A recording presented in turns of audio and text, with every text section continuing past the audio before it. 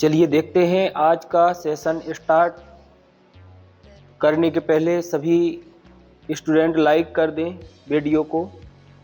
देखिए आज हम आपको प्रायिकता प्रोबेबिलिटी पार्ट 14 बताने जा रहे हैं, जो कि इसमें से बहुत ही इम्पोर्टेंट क्वेश्चन आते हैं और बिल्कुल इजी आते हैं।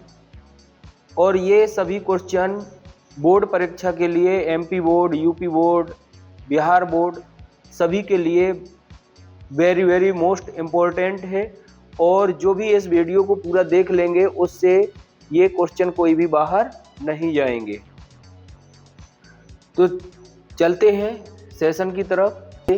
प्रायिकता प्रोबेबिलिटी क्या है, प्रोबेबिलिटी पार्ट 14। तो देखिए ये जो प्रोबेबिलिटी है, प्रोबेबिलिटी का अर्थ होता है संभावना। क्या होता है? संभावना। जो गणित और सांख्यिकी में यह वह संख्यात्मक मान होता है जो किसी यादृच्छिक घटना के घटित होने की संभावना का संख्यात्मक विवरण प्रदान करती है, उसको हम प्रायिकता कहते हैं। प्रायिकता का सरल अर्थ होता है संभावना, जो कि गणित और सांख्यिकी में यह वह शाखा किसी यादृच्छिक घटना रैंडम इवेंट के घटित होने की संभावना का संख्यात्मक विवरण प्रदान करती है, उसको हम प्रायिकता कहते हैं। देखिए प्रायिकता जो है, प्रायिकता एक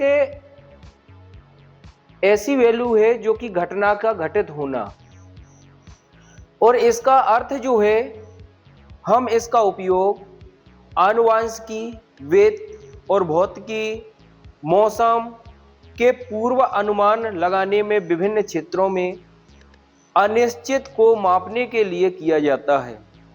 जैसे कि उदाहरण बताया जाए तो पूर्व अनुमान, जैसे हम आज की बात करें तो आज अगर हम कहें कि आज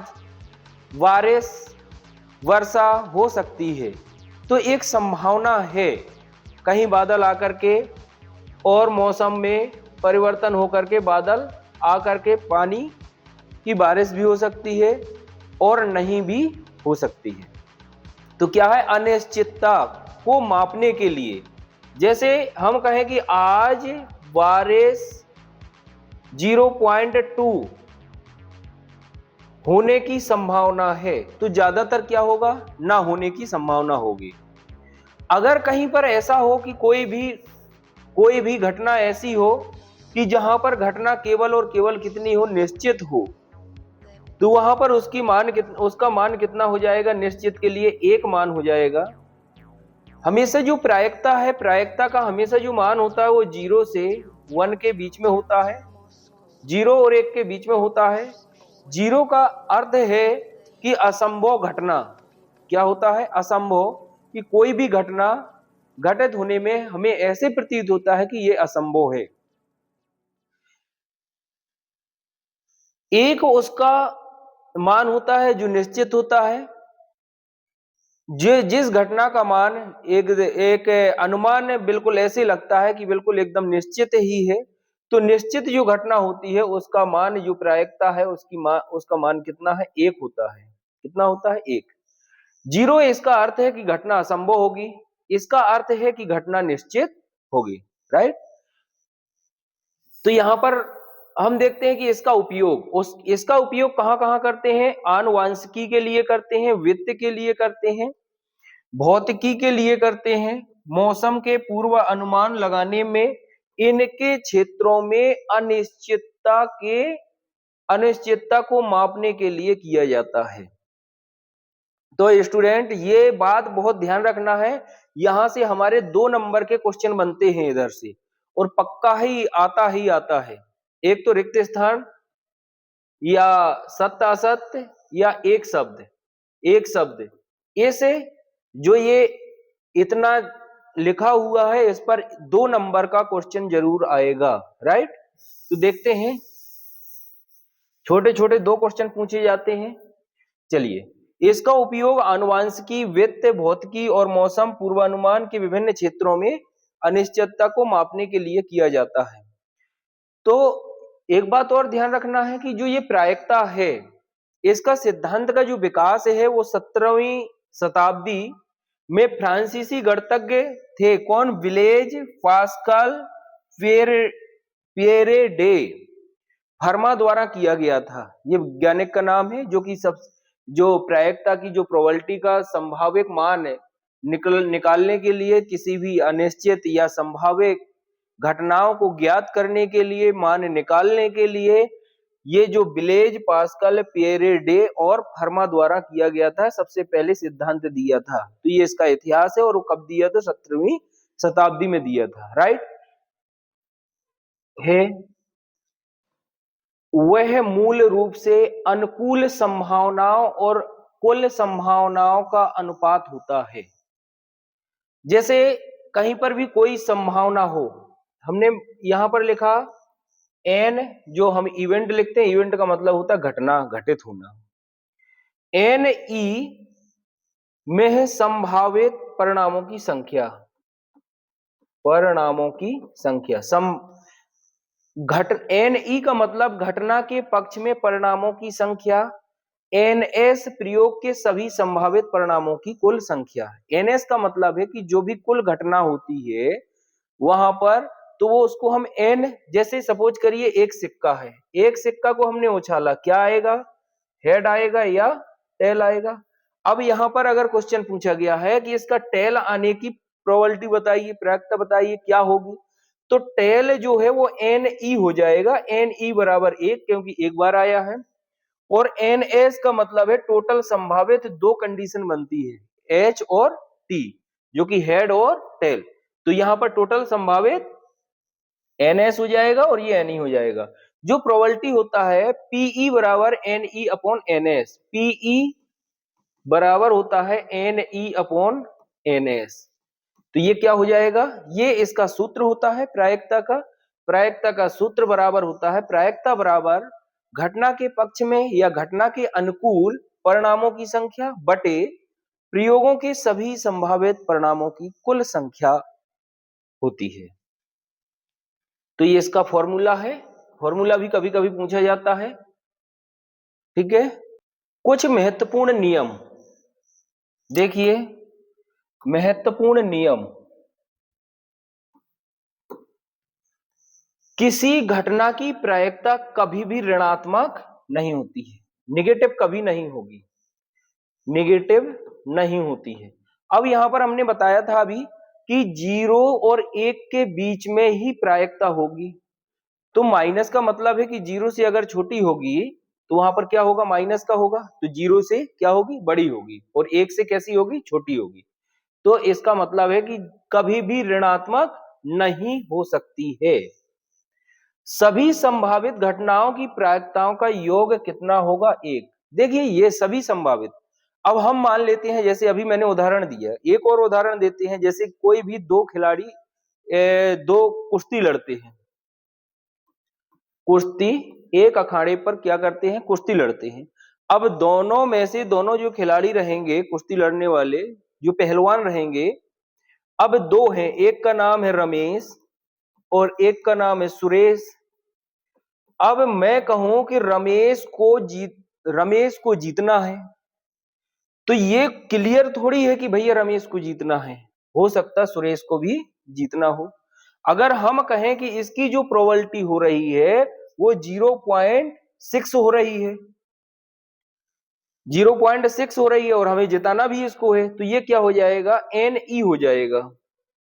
लेकिन जो नहीं में जाएगा, अगर ये इतना जीतेगा तो ये हारेगा भी सही। मतलब कितना हारेगा? ये बराबर में हार जाएगा। तो नहीं के लिए पहुंच जाएगा, नहीं जीतेगा 0.4। मतलब कहने का मतलब हो गया कि जो प्रोबेबिलिटी पीई बराबर होगा वो प्रोबेबिलिटी पीई बराबर होगा वो N E plus N E nought के बराबर होगा। इसका मतलब है कि ये संभाविक है और वो असंभाविक है। मतलब ये घटित हो रही है घटना और ये घटित नहीं हो रही है, अघटित है। वही चीज कहा है कि होने की प्रायिकता पीई और ना होने की प्रायिकता पीई डैश का योग कितना होगा, 1 होगा। ये क्वेश्चन भी 1 नंबर में बहुत ज्यादा पूछा जाता है विकल्प में, राइट। इस फिगर को देखना है, यहां पर जो प्रोबेबिलिटी है, प्रोबेबिलिटी के लिए हमें किस किस जो 10th क्लास है किस किस आकृतियों के क्वेश्चन हमें देखने को मिलेंगे। तो यहां पर देखना है, सबसे पहले तो आपको सिक्का दिख रहे होंगे, सिक्के बहुत सारे पड़े हुए हैं, 1 का 2 का सिक्के भी दिख रहे। इसके बाद डाइस भी है जिसको हम पासा कहते हैं, ये डांसे, ये क्या है, डाइस है। और कार्ड भी है, इनके ये 10th क्लास में बहुत उपयोगी प्रश्न आते हैं। और इस डाइस और कार्ड का एक क्वेश्चन आपको मिलेगा ही मिलेगा। और जो कार्ड वाला एक क्वेश्चन आएगा ताश वाला, वो 4 नंबर का आएगा, 100 to 100% आएगा। तो देखिए, देखते हैं।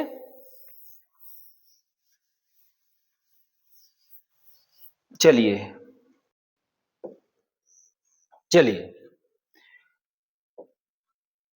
बहुत अच्छा कॉन्सेप्ट है, इसको हमें समझना है, इसको समझना है, राइट।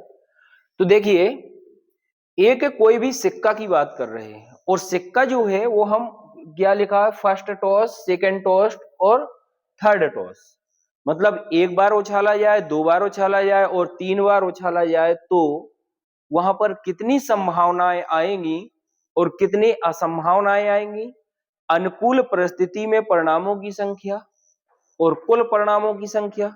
देखिए, यदि हम टॉस को 1 टॉस करेंगे, एक बार उछालेंगे सिक्का को, तो एक बार उछालने पर एक बार हो सकता कि हेड आए और दूसरी बार में हो सकता कि टेल आए। यही 2 संभावनाएं हैं। उछालने के बाद आपको पता नहीं है कि आएगा क्या। तो यहां पर 2 जो है, एक हेड और एक टेल। वही लिखा कि 2 अगर एक बार टॉस करेंगे तो एक बार क्या आएगा, हेड, और एक बार क्या आएगा, टेल आएगा। तो यहां पर जो कुल संभावनाएं हो गई वो कितनी हो गई, 2। और अगर पूछा जाए कि हेड आने की, जैसे कोई भी खिलाड़ी क्या है, हेड मंगाता है, तो हेड मंगाने पर उसको क्या लगता है कि मुझे ये टॉस जीतना है। तो टॉस जीतने के लिए उसकी जो संभावना दिख रही है उनके अनुकूल है, वो अनुकूल में क्या है, हेड। और हेड कितने बार आएगा, एक बार आएगा। तो जो जिसने हेड मांगा है उसकी अनुकूल जो बनेगी वो 1/2 बनेगी। क्यों, क्योंकि पीई बराबर हम पढ़ चुके हैं, पीई बराबर जो होता है वो NE अपॉन NS। अब NE अपॉन NS जो होगा, तो यहां पर NE बराबर होता है अनुकूल परिस्थिति 1 और कुल परिस्थिति हो जाएगी 2। तो आधी जो रहती है, हाफ हाफ दोनों खिलाड़ियों के लिए रहेगी। चलिए, अब वही बात करें, ये एक बार हो गया। यदि 2 बार उछाला जाए, यदि 2 बार उछाला जाए तो क्या होगा। तो देखिए, हो सकता है कि 2 बार उछालने के बाद दोनों कैसे आए, दोनों सिक्के जो हैं वो हेड हेड आए, ठीक है। लेकिन जरूरी नहीं है कि दोनों सिक्के हेड हेड आ जाएं। भैया, एक हेड और एक टेल भी आ सकता है, ये भी जरूरी नहीं है। तो एक टेल और पहला वाला टेल और दूसरा हेड आ सकता है, ये भी कोई कंफर्म नहीं है, हो सकता दोनों टेल आ जाएं। लेकिन जो ये जो कुल संभावनाएं बन रही हैं वो 4 बन रही हैं।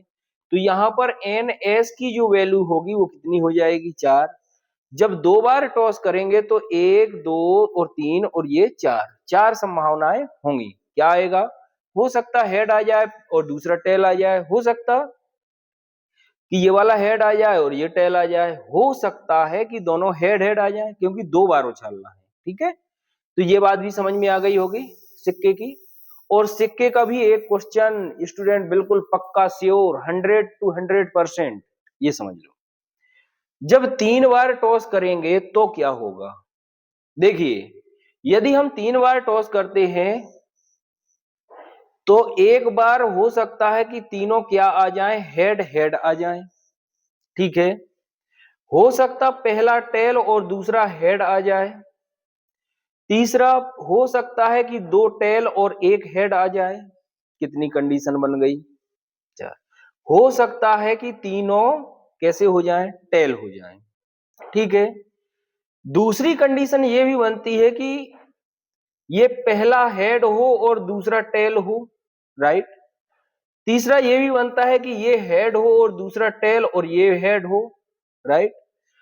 ये भी कंडीशन बनती है कि ये हेड हो, ये हेड हो और ये टेल हो। अगली जो कंडीशन बनेगी वो ये बन जाएगी, तीनों टेल हो गए, टेल टेल हो गया।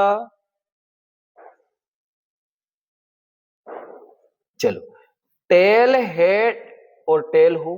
यहां पर इतनी कंडीशन जो बनेगी, ये कंडीशन कितनी हो गई टोटल? ये कंडीशन जो बन रही है, ये कंडीशन हो गई कितनी? 8। यहां पर वही चीज है, क्या बोला? Head head tail, head tail head, head tail tail, head head head, tail head tail, tail tail head, tail tail tail. एक एक दो तीन चार पांच छह सात आठ, कितनी कंडीशन टोटल बन गई? 8। मतलब जब 3 टाइम पर, अगर कोई भी 3 टाइम पर टॉस करेंगे तो यहां पर कुल संभावित जो संख्या होगी वो 8 हो जाएगी। कितनी हो जाएगी? 8। तो इसके बाद हम इनके क्वेश्चनों को सॉल्व करेंगे, राइट। तो देखिए, अब हम पासे पर आते हैं। हमने सिक्का वाला देख लिया क्वेश्चन। अब पासा। अच्छा, पासा जो है लगभग सभी स्टूडेंटों ने खेला होगा, जिसको हम डाइस कहते हैं। तो डाइस में जो होता है, डाइस क्या होता है? डाइस इस टाइप से होता है। तो यहां पर जो ये डाइस होता है, वहां पर क्या होता है? 1 2 3 4 5 और 6 से 6 तक के नंबर होते हैं। कितने नंबर होते हैं? 6 तक के। यदि हम कहें कि एक पासे को उछाला गया, यदि एक पासा उछाला जाएगा, तो एक पासे को उछालने के लिए, देखिए, यदि हम एक पासा उछालेंगे तो एक पासे को उछालने के लिए जो संभावित एन एस जो संख्या आएगी, हो सकता है कि 1 आ जाए, 2 3 4 5 6, मतलब इस टाइप से 6 तक के अंक कोई भी आ सकते हैं। चलिए, लेकिन यहां पर दो पासों को एक साथ उछाला गया। जब दो पासों को एक साथ उछाला गया, एक पासे की कुल कुल संभावित कितने हैं? 6। तो दो पासे के कितने हो जाएंगे? सीधी सी बात है, सीधे गुणा कर दीजिए, वर्ग कर दीजिए दो का, कितना हो जाएगा? 36 हो जाएगा।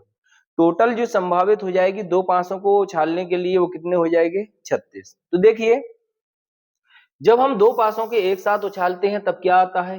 पहला वाला पासा 1, दूसरा वाला भी 1 आ सकता है। पहला वाला 1, दूसरा वाला 2, 1 3 1 4 1 5 1 6। मतलब क्या है, जो एक दूसरा वाला है वो बदलता चला जा रहा। हो सकता पहला वाला 2 हो जाए, फिर 1, फिर 2, फिर 2, फिर 2, फिर 3, फिर 2, फिर 4, 2 5 2 6, इस टाइप से आगे बढ़ते चले जाएंगे। ये फिर पहला वाला 3, दूसरा 1 3 2 3 3 3 4 3 5 3 6 4 1 4 2 4 3 4 4 4 5 4 6, ऐसे करते करते 6 से लगा करके कहां तक हो जाएंगे? 6। तो यहां पर हम गिनती भी करेंगे तो 1 2 3 4 5 6 7 8 9 10 11 12 13 14 15 16 17 18 19 20 21 22 23 24 25 26 27 28 29 30 31 32 33 34 35 36। तो कितने हो जाएंगे ये? कुल टोटल जाएगा 36। तो ये क्या है? ये एक पासे वाला है, जो कि बता, ये भाई बड़े अच्छे से पढ़ना है इसको,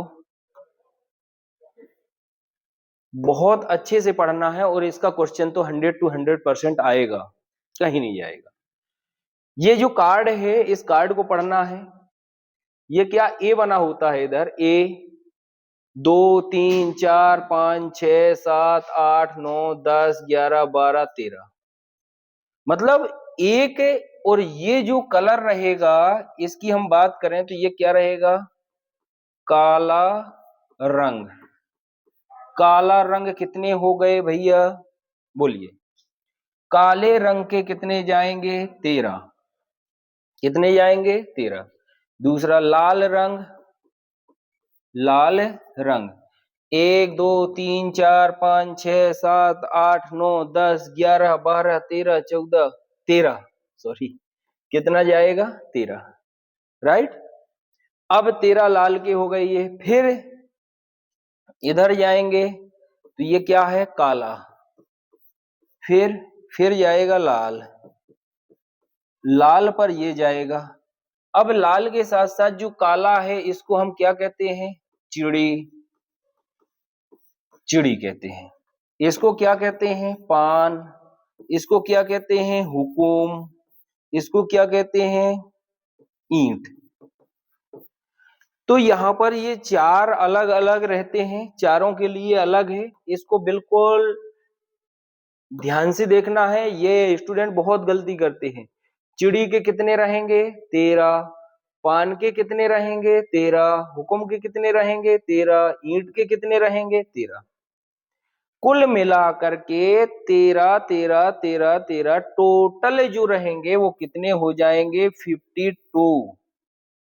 हमेशा जो कार्ड में पत्तों की संख्या हो जाएगी वो कितनी हो जाएगी 52, कितनी हो जाएगी 52 हो जाएगी। और अगर हम चिड़ी की बात करेंगे तो चिड़ी ये होता है और ये चिड़ी के पूरे कलर हैं, तो यहाँ पर कितना रहेगा 13 रहेगा। ये पान वाले हैं तो ये भी कितने रहेंगे 13, ये टोटल हुकुम वाले हैं तो कितने रहेंगे 13, ईंट वाले हैं तो ये कितने रहेंगे 13। अब यहाँ पर एक एक बात और ध्यान रखना है, मैंने काला इधर भी लिखा है और काला इधर भी लिखा है, जिसको कहते हैं ब्लैक। तो 13 ब्लैक के ये हो गए और 13 ये हो गए, तो काले रंग के जो रहेंगे काला, काले वाले कितने हो जाएंगे, जिसको कहेंगे हम ब्लैक। काले जो होंगे वो होंगे 26, 26। तो लाल वाले भी 13 और 13 ये भी कितने हो जाएंगे, ये भी हो जाएंगे 26, कितने हो जाएंगे 26। ये बात बिल्कुल ध्यान ध्यान से सुन लो। ये वाला जो काले, ईंट, चिड़ी, पान, हुकुम, ये सारी चीजें जो मैंने अभी बताई हैं, इससे आपको एक क्वेश्चन 4 नंबर का मिलेगा ही मिलेगा, कोई टाल नहीं सकता। तो अब इसको हमें ये एक एक और पूछा जाता है, इसमें इसको मैं साफ कर देता हूं। यहां पर पूछा जाता है कि तस्वीर तस्वीर वाले पत्ते, तस्वीर वाले जो पत्ते होंगे जिस पर तस्वीर बनी हुई है 1 2 3 4 5 6 7 8 9 10 11 12, कितने होंगे 12 होंगे। लेकिन यही तस्वीर वाले की बात करें तो ये चिड़ी के 3 होंगे, ईंट पान के 3 होंगे, हुकुम के 3 होंगे और ईंट के भी 3 होंगे। अब लाल रंग की बात करें तो 3 लाल ये हैं, 3 लाल ये हैं। तस्वीर वाले 3 और 3 6 लाल रंग के हो जाएंगे और 6 काले रंग के हो जाएंगे। ये तस्वीर वाले पत्ते हैं। अब एक जो पूरी कार्ड होती है, अगर हम केवल एक की बात करें इसको कहते हैं इक्का। अगर हम चिड़ी का इक्का कहते हैं तो पूरे कार्ड में केवल एक ही होगा। यदि हम इक्का की बात करते हैं केवल और केवल इक्का की, तो ये इक्का जो होंगे वो 4 होंगे, 1 2 3 4, ऐसे करके प्रत्येक जो पत्ता होगा वो 4 4 होंगे और चारों का कलर अलग अलग होगा। तो ये आपको ताश वाले पत्तों की पूरी जानकारी हुई।